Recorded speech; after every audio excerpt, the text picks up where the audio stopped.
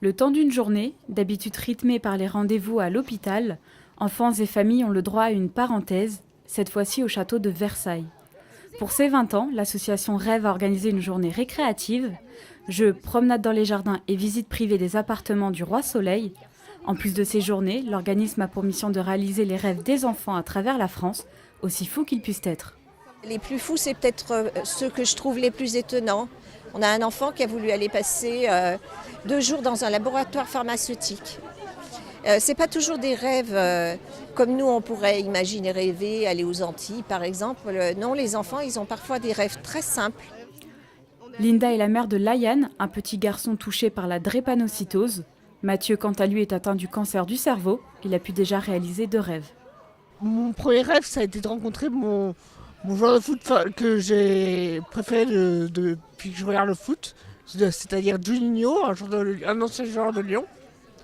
Et j'ai pu aller à Lyon et puis voir même toute l'équipe. Son rêve, c'était, alors comme il aime beaucoup tout ce qui est voiture, vitesse forcément, donc il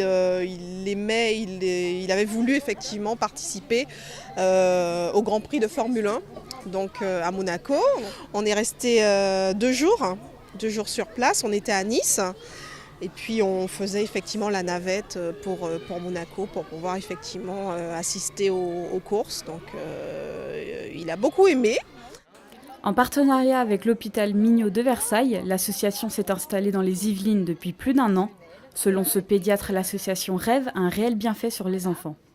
Les enfants que je suis ont profité de l'action et de la générosité de cette association.